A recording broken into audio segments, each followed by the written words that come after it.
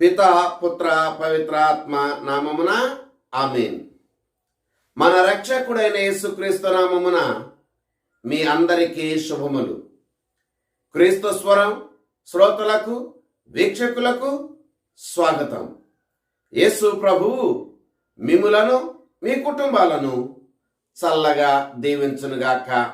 ప్రియ సహోదరి, ప్రియ సహోదరుడా, ఈరోజు తొలిశ్రీ సభ సామాన్య 27వ ఆదివారాన్ని కొనియాడుచున్నది. ఈ సామాన్య 27వ ఆదివారం రోజున ప్రభు అయిన దేవుడు తన పరిశుద్ధ గ్రంథము నుండి మనందరితో 3 దివ్య గ్రంథ పట్టణాల ద్వారా మాట్లాడుచున్నాడు. మొదటి పట్టణము ఆదికాండము 2వ అధ్యాయము 18వ వచనము నుంచి 24వ వచనం వరకు. రెండవ పట్టణము హెబ్రీలకు రాసిన లేఖ 2వ అధ్యాయము 9వ వచనము నుంచి 11వ వచనం వరకు. స్వార్థ పట్టణము మార్కు స్వార్థ 10వ అధ్యాయము 2వ వచనము నుంచి 16వ వచనం వరకు. మొదటి పట్టణము, దేవుడు ఆదాము ప్రక్కటి ఎముక నుండి ఒక స్త్రీని కలగజేశాడు. ఆ స్త్రీని ఆయన వద్దకు తీసుకుని వచ్చినప్పుడు ఆ స్త్రీని ఆదాము చూచి, ఈమె నా వంటిదైనది, నా ఎముకలలో ఎముక, నా దేహములో దేహము అని భావించి ఆమెను తన సమాన సహచరునిగా అంగీకరించాడు. రెండవ పట్టణము, దేవుడు మానవుని దేవదూతల కంటే తక్కువ స్థాయిలో కలగజేశాడు అని మనం వింటూ ఉన్నాము. స్వార్థ పట్టణము, కొంతమంది పరిసయ్యులు యేసు ప్రభు దగ్గరకు వచ్చి, భర్త ఏ కారణం చేతైనా భార్యను పరిత్యజించుట తగునా అని యేసు ప్రభుని ప్రశ్నించారు. అందుకు యేసు ప్రభు ఆది నుండి వివాహ విషయములో దేవుని సంకల్పము వారిరువురు విడదీయని సహచరులుగా జీవించాలి అని వారికి తెలియజేశాడు. ప్రియ సహోదరి, ప్రియ సహోదరుడా, ఈనాటి దివ్య గ్రంథ పట్టణాలలో ప్రభు అయిన దేవుడు వివాహపు జీవితం యొక్క పవిత్రతను కాపాడాలి అని, వివాహ జీవితంలో ఉన్నటువంటి విలువలను గ్రహించి దానికి అనుగుణంగా జీవించాలి అని మనకి తెలియజేస్తూ ఉన్నాడు. ప్రియ సహోదరి, ప్రియ సహోదరుడా, పరిసయ్యులు యేసు ప్రభు దగ్గరకు వచ్చి విడాకుల విషయమై ప్రశ్నించటాన్ని మనం చూస్తూ ఉన్నాము. పరిసయ్యులు యేసు ప్రభు దగ్గరకు వచ్చి యేసు ప్రభుని ప్రశ్నించడం అనేటువంటిది ఇది మొదటిసారి కాదు. అనేక సార్లు యేసు ప్రభు దగ్గరకు వచ్చి అనేక విషయాలలో ఈ పరిసయ్యులు, ఈ ధర్మశాస్త్ర బోధకులు యేసు ప్రభుని ప్రశ్నిస్తున్నారు. ప్రియ సహోదరి, ప్రియ సహోదరుడా, పరిసయ్యులు, ధర్మశాస్త్ర బోధకులు యేసు ప్రభు దగ్గరకు వచ్చి అనేక విషయాల గురించి ప్రశ్నించటాన్ని మనము బైబిల్ గ్రంథంలో చూస్తూ ఉన్నాము.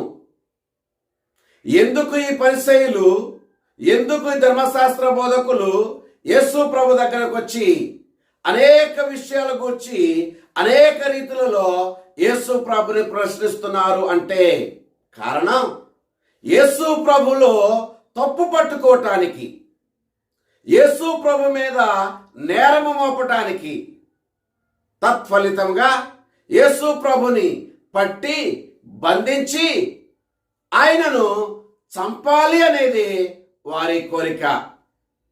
ప్రియ సహోదరి, ప్రియ సహోదరుడా, యేసు ప్రభువుని ఈ పరిసయ్యులు, ఈ ధర్మశాస్త్ర బోధకులు అడిగినటువంటి కొన్ని ప్రశ్నలను ఇప్పుడు మనం తెలుసుకుందాం. నెంబర్ 1, నా పొరుగువాడు ఎవరు అని పరిసయ్యులు ధర్మశాస్త్ర బోధకులు యేసు ప్రభుని ప్రశ్నించారు. లూకాసు వార్త 10వ అధ్యాయము 29వ వచనములో ఈ విషయాన్ని మనం చూస్తూ ఉన్నాము. నెంబర్ 2, పరలోక రాజ్యములో గొప్పవాడు ఎవరు అని ఈ పరిసయ్యులు ధర్మశాస్త్ర బోధకులు యేసు ప్రభుని ప్రశ్నిస్తున్నారు. మత్తయి సువార్త 18వ అధ్యాయము 1వ వచనములో ఈ విషయాన్ని మనం చూస్తున్నాము. నెంబర్ 3, చక్రవర్తికి పన్నులు చెల్లించుట న్యాయమా కాదా అని చెప్పి పరిసయ్యులు ధర్మశాస్త్ర బోధకులు యేసు ప్రభుని ప్రశ్నిస్తున్నారు. మత్తయి సువార్త 22వ అధ్యాయము 17వ వచనములో ఈ విషయాన్ని మనం చూస్తున్నాము. నెంబర్ 4, ఎందుకని మీ శిష్యులు ఉపవాసమును చేయటం లేదు అని చెప్పి యేసు ప్రభుని ప్రశ్నిస్తున్నారు. మత్తయి సువార్త 9వ అధ్యాయము 14వ వచనములో ఈ విషయాన్ని మనం చూస్తూ ఉన్నాము. నెంబర్ 5, ఎందుకని మీ శిష్యులు చేతులు కడుగకుండానే భుజిస్తున్నారు అని చెప్పి యేసు ప్రభుని పరిసయ్యులు ధర్మశాస్త్ర బోధకులు ప్రశ్నిస్తున్నారు. మత్తయి సువార్త 15వ అధ్యాయము 2వ వచనములో ఈ విషయాన్ని మనం చూస్తూ ఉన్నాము. నెంబర్ 6, బోధకుడా, ఈ స్త్రీ వ్యభిచారమున పట్టుబడినది. మోషే ధర్మశాస్త్ర ప్రకారము ఇటువంటి స్త్రీని రాళ్లతో కొట్టి చంపమని మాకు బోధిస్తున్నది. మరి నీ అభిప్రాయమేమి అని యేసు ప్రభుని పరిసయ్యులు ధర్మశాస్త్ర బోధకులు ప్రశ్నిస్తున్నారు. యోహాను సువార్త 4వ అధ్యాయము 5వ వచనములో ఈ విషయాన్ని మనం చూస్తూ ఉన్నాము. ప్రియ సహోదరి, ప్రియ సహోదరుడా, అయితే యేసుక్రీస్తు ప్రభు దైవ కుమారుడు కనుక ఈ పరిసయ్యులలో ఈ ధర్మశాస్త్ర బోధకులలో ఉన్నటువంటి దురాలోచనలను, ఉన్నటువంటి కుట్రలను ఆయన పసిగట్టి ఆయన వీటి అన్నిటికీ తగినటువంటి జవాబును ఇచ్చి వారి నోరులను మోయించాడు. ప్రియ సహోదరి, ప్రియ సహోదరుడా, ఈ పరిసయ్యులు, ఈ ధర్మశాస్త్ర బోధకులు యేసు ప్రభుని అడిగినటువంటి ప్రశ్నలో మరొక ప్రశ్న, భర్త ఏ కారణం చేత అయినా భార్యను పరిత్యజించుట తగునా అని ప్రశ్నిస్తున్నారు. ప్రియ సహోదరి, ప్రియ సహోదరుడా, మోషే ధర్మశాస్త్రము ఈ ఇశ్రాయేలు ప్రజలకు ఈ విడాకుల విషయమై ఏమి బోధించాడో వాళ్ళకి తెలుసు. అయినా సరే యేసు ప్రభులో తప్పు పట్టుకుని ఆయన మీద నేరం మోపి ఆయనను పట్టి ఆయన్ని బంధించి చంపాలి అనేది వారి యొక్క తలంపు. అయితే యేసుక్రీస్తు ప్రభు ప్రశ్నించినటువంటి ఈ పరిసయ్యులను ఇలా తిరిగి ప్రశ్నిస్తూ ఉన్నాడు. మోషే ధర్మశాస్త్రమునందు మీకు ఏమి ఉపదేశించాడు అని చెప్పినప్పుడు భర్త విడాకుల పత్రము రాసి ఇచ్చి పరిత్యజించవచ్చు అని చెప్పారు. అయితే యేసుక్రీస్తు ప్రభు ఆ పరిసయ్యులకు వివాహ జీవితం యొక్క పవిత్రతను, వివాహ జీవితం యొక్క గొప్పతనాన్ని, వివాహ జీవితం యొక్క విలువలను తెలియజేస్తూ మీ హృదయ కాఠిన్యము బట్టి మాత్రమే మోషే మీరు విడాకుల పత్రం రాసి ఇచ్చి పరిత్యజించవచ్చు అని అన్నాడు. కానీ ఆది నుండి దేవుని సంకల్పము భార్య భర్త ఇరువురు కూడా ఒకటిగా ఐక్యముగా కలిసి జీవించాలనేది దేవుని సంకల్పము అని వారికి తెలియజేశాడు. ప్రియ సహోదరి, ప్రియ సహోదరుడా, మోషే కాలంలో మాత్రమే కాదు, యేసు ప్రభుని కాలంలో మాత్రమే కాదు, ఈనాటి కాలంలో కూడా చీటికి మాటికి, చిన్నదానికి పెద్దదానికి, చిన్న సమస్యకు పెద్ద సమస్యకు, ప్రతిదానికి భార్యాభర్తల మధ్యన ఎక్కువ మంది విడాకుల ప్రస్తావన వస్తూ ఉంది. ప్రియ సహోదరి, ప్రియ సహోదరుడా, భార్యాభర్తలుగా స్త్రీని పురుషుని దేవుడు ఐక్యపరచినది విడిపోవటానికి కాదు. భార్యాభర్తలుగా దేవుడు స్త్రీ పురుషుణ్ణి ఐక్యపరచినది జీవితాంతము వరకు ఒకటిగా జీవించటానికి, జీవితాంతము వరకు ఐక్యముగా జీవించటానికి, జీవితాంతము వరకు కష్టములోను సుఖములోను వ్యాధిలోను సౌఖ్యములోను ఒకరికి ఒకరు తోడుగా ఉండి ఒకటిగా జీవించటానికి వారిని ఐక్యపరిచారు.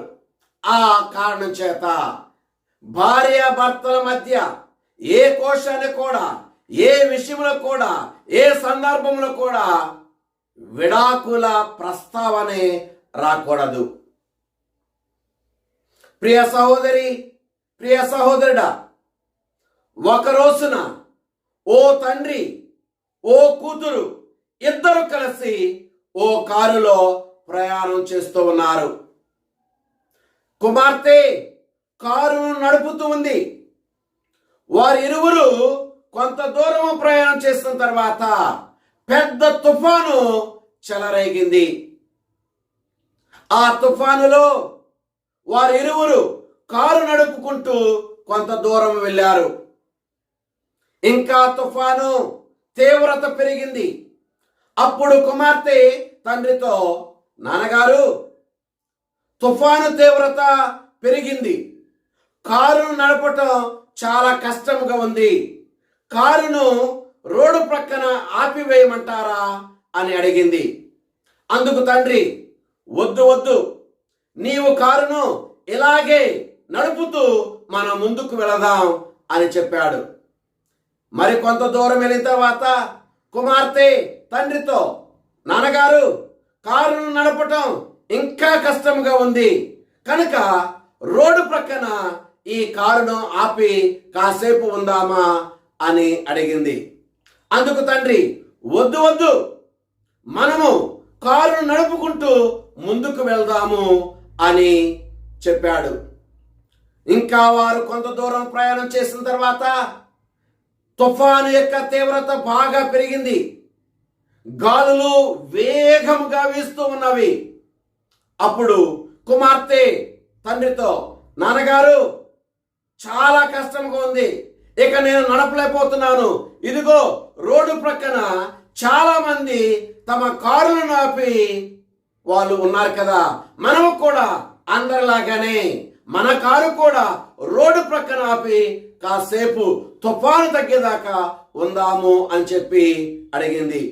అందుకు తండ్రి, వద్దు వద్దు, మనము ఇలాగే ఎంత కష్టమైనా ఎంత భారమైనా ముందుకు కారు నడుపుకుంటూ వెళ్దాము అని చెప్పాడు. మరలా 4వసారి ఇంకా తుఫాను, ఆ యొక్క గాలి వేగముగా తీవ్రంగా ఉండటం వలన ఆ కుమార్తె తండ్రితో, నాన్నగారు, ఇక నా వల్ల కాదు, నేను కారు నడపలేను, ఇక నేను కారును ఈ రోడ్డు ప్రక్కనే ఆపివేస్తాను అని చెప్పింది.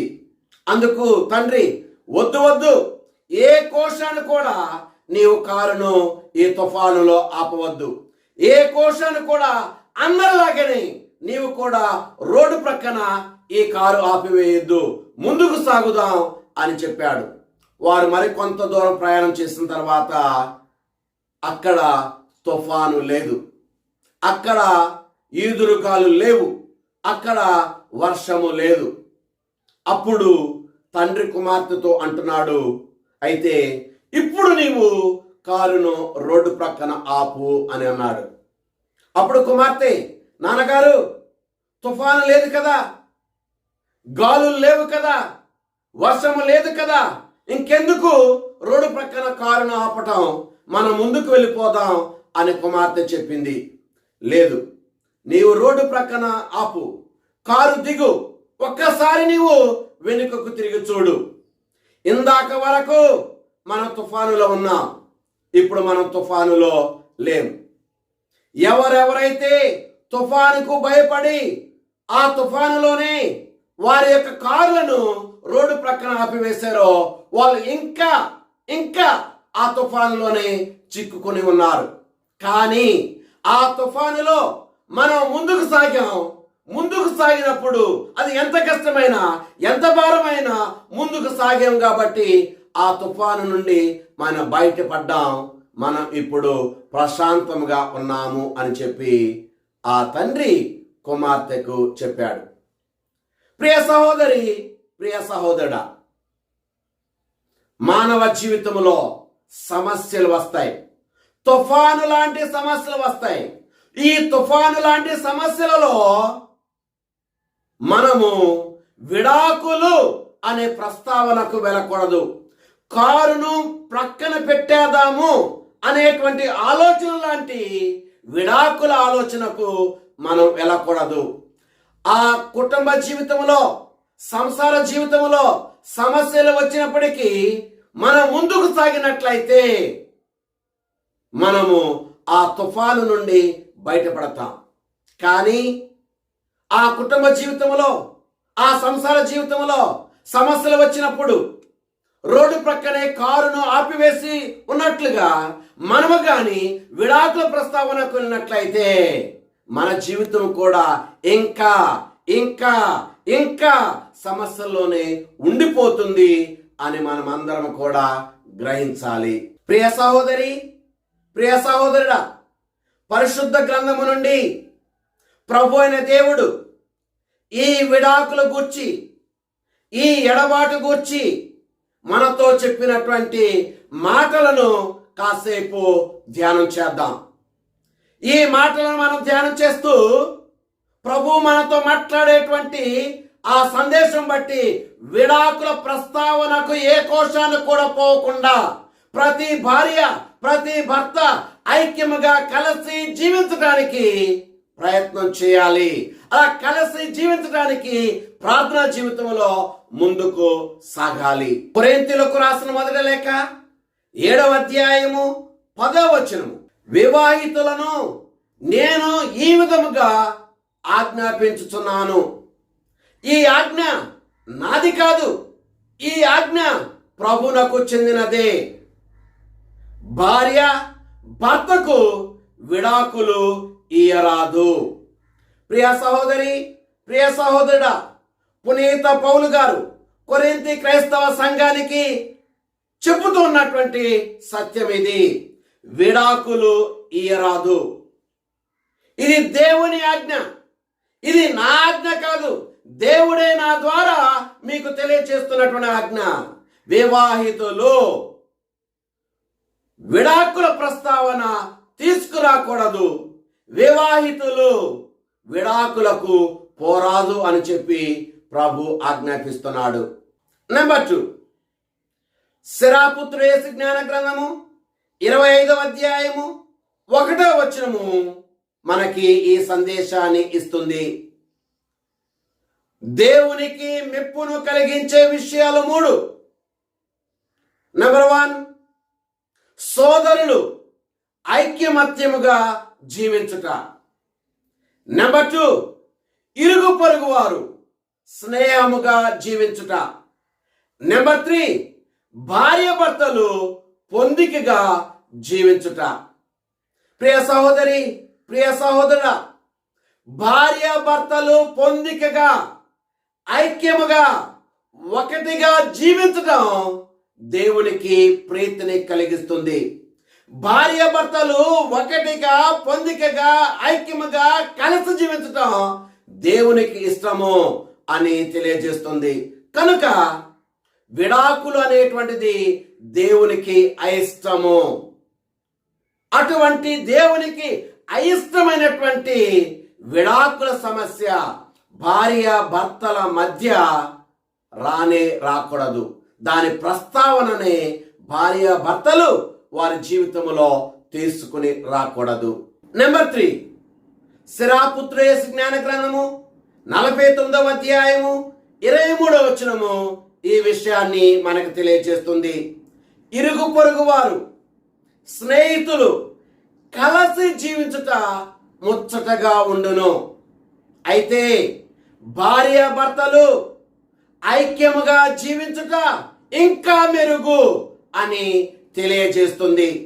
ప్రియ సహోదరి, ప్రియ సహోదరుడా, స్నేహితులు, ఇరుగు పొరుగు వారు కలిసి ఐక్యముగా జీవించటం దేవునికి చాలా ఇష్టం. వీరందరికంటే భార్యాభర్తలు కలిసి ఐక్యముగా ఒకటిగా జీవించటం ఇంకా మెరుగు, ఇంకా దేవునికి ఇష్టం అని మనకు తెలియజేస్తుంది. కనుక భార్యాభర్తల మధ్య విడాకుల ప్రస్తావన రాకూడదు. భార్యాభర్తలు అది ఎంత కష్టమైనా, అది ఎంత భారమైనా, అది ఎంత శ్రమ అయినా కలిసి జీవించటానికి ప్రయత్నం చేయాలి. అందుకు కావలసిన శక్తి కొరకు నిత్యము ఇద్దరు కలిసి ప్రార్థన చేయాలి. నెంబర్ 4, మలాకి గ్రంథము 2వ అధ్యాయము 16వ వచనములో ప్రభువు విడాకుల గురించి ఇలా అంటున్నాడు. ఇశ్రాయేలు దేవుడైన ప్రభువును ఇట్లు అనుచున్నాను, నేను విడాకులను అసహించుకొందును. భార్య పట్ల భర్త క్రూరముగా ప్రవర్తించుటను నేను అసహించుకొందును. మీరు ఒకరికొకరు ద్రోహము చేసుకోరాదు అని ప్రభు అంటున్నాడు. ప్రియ సహోదరి, ప్రియ సహోదరుడా, ఇందాక మనం విన్నట్లుగా భార్య భర్తలు కలిసి జీవించడం దేవునికి ఇష్టం. ఇప్పుడు మనం విన్నట్లుగా భార్య భర్తలు విడిపోవటం దేవుడు అసహించుకుంటాడు. భార్య భర్తలు విడాకులు తీసుకోవటం దేవుడు అసహించుకుంటాడు. భర్త గాని భార్య గాని ఒకరికొకరు ద్రోహం చేసుకోవటాన్ని దేవుడు అసహించుకుంటాడు. దేవుడు అసహించుకునే విడాకుల ప్రస్తావన భార్య భర్తల మధ్యన రాకూడదు. దేవుడు అసహించుకునే ఎడబాటును భార్య భర్తలు జీవించకూడదు. నెంబర్ 5, మార్కు సువార్త 10వ అధ్యాయం 9వ వచనములో ప్రభు ఇలా అంటున్నాడు, దేవుడు జతపరిచిన జంటను మానవుడు వేరుపరపరాదు అని. ప్రియ సహోదరి, ప్రియ సహోదరుడా, భార్య భర్తలను ఒకటి చేసేది, ఐక్యపరచేది దేవుడే. దేవుడు చేసిన ఈ కార్యాన్ని ఎవరు కూడా వేరు పరపకూడదు. భార్య భర్తలను పెద్దలు అనేటువంటి కారణం చేత గాని, న్యాయాధిపతులు అనే కారణం చేత గాని, లేక ఇరుగు పొరుగు వారు అనే కారణం చేత గాని, తల్లిదండ్రులు అనే కారణం చేత గాని భార్య భర్తల మధ్యన ఎడబాటు తీసుకురాకూడదు, విడాకులను ఇవ్వరాదు.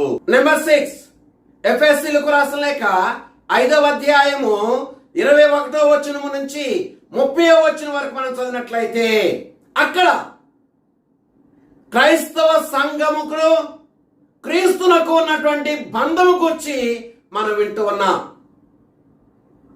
భార్య భర్తల యొక్క బంధం క్రీస్తుకును స్త్రీ సభకు ఉన్నటువంటి బంధము వంటిది. క్రీస్తు తన స్త్రీ సభను ఎన్నడూ విడువడు, తన స్త్రీ సభ క్రీస్తును ఎన్నడూ విడువదు. ఆ రీతిగానే భార్య భర్త, భర్త భార్యను గాని, భార్య భర్తను గాని ఎన్నడూ విడువరాదు. భర్త భార్య ఇరువురు కలిసి జీవించాలి. భర్త భార్య ఇరువురు ఐక్యంగా జీవించాలి. భర్త భార్య ఇరువురు ఒకటిగా జీవించాలి అని దేవుని వాక్కు ఈరోజు మనకి తెలియజేస్తుంది. ప్రియ సహోదరి, ప్రియ సహోదరుడా, విడాకులను దేవుడు అసహించుకుంటాడు అని పరిశుద్ధ గ్రంథము మనకు చాలా స్పష్టంగా చెబుతూ ఉన్నప్పటికీ నేటి సమాజాన్ని మనం చూసినట్లయితే విడాకులు అనేవి సర్వసాధారణమైపోయాయి. చీటికి మాటికి, చిన్నదానికి పెద్దదానికి విడాకుల కోసం కోర్టు మెట్టులెక్కి వారు మనకు కనిపిస్తూ ఉన్నారు. ఇటువంటి పరిస్థితిని చూస్తే వివాహ జీవితం యొక్క పవిత్రత, వివాహ జీవితం యొక్క గొప్పతనం, వివాహ జీవితం యొక్క విలువలు ఏమైపోతాయో అనే భయము వేస్తూ ఉంది. ప్రియ సహోదరి, ప్రియ సహోదరుడా, ఇటువంటి విడాకులకు దారి తీసేటువంటి కారణాల విషయంలో మనం చాలా జాగ్రత్తగా ఉండాలి. వివాహపు జీవితంలో విడాకులకు దారి తీసే కొన్ని కారణాలను మనం ఇప్పుడు తెలుసుకుందాం. నెంబర్ 1, డబ్బు. నేటి సమాజంలో డబ్బే ప్రధానమైన కారణముగా విడాకులకు కారణంగా కనిపిస్తూ ఉంది. నేటి సమాజంలో భార్య భర్త ఇరువురు కూడా సంపాదించటం నేర్చుకుంటున్నారు. వారి యొక్క ఆర్థిక పరిస్థితిని చూసి ఒకరు లేకపోయినా ఒకరము జీవించగలము అనేటువంటి భావముతో ప్రతి విషయానికి విడాకుల ప్రస్తావన తెచ్చి విడాకుల కోసం పెద్దలను సంప్రదించటం, విడాకుల కోసం కోర్టు మెట్లు ఎక్కటం జరుగుతూ ఉంది. ధనము మనకు అవసరమే. ఈ డబ్బు ఏ కోశాన్ని కూడా విడాకులకు మన జీవితంలో కారణం కాకూడదు. నెంబర్ 2, ఒకరిని ఒకరు చిన్నదానికి పెద్దదానికి నిందించుకోవటం, అసహనంతో ఉండటం. ఈ అసహనం వలన భార్య భర్తను, భర్త భార్యను నిందించుకుంటూ ఉన్నారు. ఈ నిందించుకోవటమే విడాకులకు మరొక కారణముగా మనకు కనిపిస్తుంది. ఈ విషయంలో ప్రతి భార్య, ప్రతి భర్త జాగరూకత వహించాలి. నెంబర్ 3, మోసం. భార్య భర్తను, భర్త భార్యను మోసగించటం. చిన్న విషయంలోనూ పెద్ద విషయంలోనూ వాటిని దాచిపెట్టి రహస్యం ఉంచుతూ తెలియకుండా తమ జీవితంలో ముందుకు సాగాలని ప్రయత్నం చేయటం. ఇటువంటి మోసమే విడాకులకు మరొక ప్రధానమైన కారణంగా మనకు కనిపిస్తూ ఉంది. కనుక భార్య భర్తల జీవితంలో యథార్థత ఉండాలి, మోసము ఉండకూడదు. ఈ విషయంలో భార్య భర్తలు జాగరూకత వహించాలి. Number 4, social media. Social media మరొక ప్రధానమైన కారణంగా విడాకులకు మనకు కనిపిస్తూ ఉంది. భార్య భర్త పిల్లలు ఎవరికి వారే ఎక్కువ సమయాన్ని సోషల్ మీడియాలో గడపటం. సోషల్ మీడియాలో సమయాన్ని గడపడం వలన భార్యకు భర్తతో మాట్లాడటానికి సమయం లేదు, భర్తకు భార్యతో మాట్లాడటానికి సమయం లేదు, పిల్లలకు తల్లిదండ్రులతో మాట్లాడటానికి సమయం లేదు, తల్లిదండ్రులకు పిల్లలతో మాట్లాడటానికి సమయం లేదు. సోషల్ మీడియాలో గడిపే కొంత సమయాన్ని భార్య భర్తతో, భర్త భార్యతో, తల్లిదండ్రుల బిడ్డలతో, బిడ్డల తల్లిదండ్రులతో గడిపినట్లయితే ఈ విడాకుల ప్రస్తావనే రాదు. కనుక సోషల్ మీడియా విషయంలో ప్రతి భార్య, ప్రతి భర్త జాగరూకత వహించాలి. Number 5, cell phone. ప్రియ సహోదరి, ప్రియ సహోదరుడా, ఈనాటి సమాజంలో మనకున్నటువంటి మరొక కారణం సెల్ ఫోన్. భార్య సెల్ ఫోన్ను భర్త ముట్టుకోకూడదు, చూడకూడదు. భర్త సెల్ ఫోన్ను భార్య ముట్టుకోకూడదు, చూడకూడదు. అలా చూస్తే పెద్ద యుద్ధమే జరుగుతూ ఉంది. కనుక ఒకరిని ఒకరు నమ్ముకుంటూ ఈ సెల్ ఫోను ఎవరైనా చూడగలిగేటువంటి వాతావరణాన్ని కుటుంబంలో నెలకొల్పినట్లయితే తప్పకుండా విడాకుల ప్రస్తావనే రాదు. అందుచేత ఈ సెల్ ఫోన్ విషయంలో కూడా ప్రతి భార్య, ప్రతి భర్త జాగరూకత వహించాలి. ప్రియ సహోదరి, ప్రియ సహోదరుడా, ఈ విడాకుల ప్రస్తావన భార్య భర్తల మధ్యన వివాహ జీవితంలో రాకుండా ఉండాలంటే ప్రధానంగా మనం చేయవలసినది ఒకటే. నెంబర్ 1, దేవునికి భార్య భర్తల మధ్యన ప్రథమ స్థానాన్ని ఇవ్వాలి. భార్య భర్తలు తమ యొక్క వైవాహిక జీవితంలో దేవునికి ప్రథమ స్థానాన్ని ఇచ్చినట్లయితే తప్పకుండా వారి యొక్క బంధం బలంగా ఉంటుంది, పటిష్టంగా ఉంటుంది. ఈ విషయాన్ని గమనించాలి. నెంబర్ 2, వివాహ జీవితంలో భార్య భర్తకిచ్చినటువంటి ప్రమాణములను భర్త భార్యకి ఇచ్చినటువంటి ప్రమాణములను గుర్తు పెట్టుకున్నట్లయితే, దాని ప్రకారం జీవించినట్లయితే భార్య భర్తల మధ్యన ఈ విడాకుల ప్రస్తావనే రాదు. కనుక వివాహ సమయంలో ఇచ్చినటువంటి ప్రమాణములను గుర్తుపెట్టుకుంటూ వైవాహిక జీవితంలో ముందుకు సాగాలి. నెంబర్ 3, భార్య భర్త పట్ల, భర్త భార్య పట్ల నమ్మకము కలిగి ఉండాలి. ఈ నమ్మకము కోల్పోవటం వలననే భార్య భర్తల మధ్యన విడాకుల ప్రస్తావన వస్తుంది. ప్రియ సహోదరి, ప్రియ సహోదరుడా, ఒక రోజున ఒక స్త్రీ ఒక లాయర్ గారిని సంప్రదించి నా భర్త నుండి నాకు విడాకులు కావాలి అని అడిగింది. అందుకు ఆ లాయరు, ఎందుకని నీవు నీ భర్త నుండి ఇన్ని సంవత్సరాల తర్వాత విడాకులు కోరుకుంటున్నావు అని ప్రశ్నించాడు. అందుకు ఆమె ఇలా చెప్పింది, నేను ముద్దుగా పెంచుకుంటున్నటువంటి నా పెరటిలోని చిలక నా భర్త గూర్చి చెప్పింది, అందుకనే నాకు నా భర్త నుండి విడాకులు కావాలి అని అడిగింది. అందుకు ఆ లాయరు, అసలుకి నీ చిలక ఏమని నీ భర్త గూర్చి చెప్పింది అని అడిగాడు.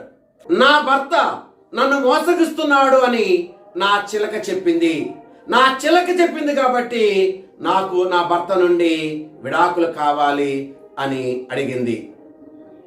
ప్రియ సహోదరి, ప్రియ సహోదరుడా, మనం కూడా చాలాసార్లు ఎవరో చెప్పిన మాటలను మనం వినేసి భార్య భర్తను నమ్మకపోవటం, భర్త భార్యను నమ్మకపోవటం, ఒకరి పట్ల ఒకరు నమ్మకాన్ని కోల్పోవటం వలన ఈ విడాకుల ప్రస్తావన, ఎడబాటు జీవితం అనేది సంభవిస్తుంది.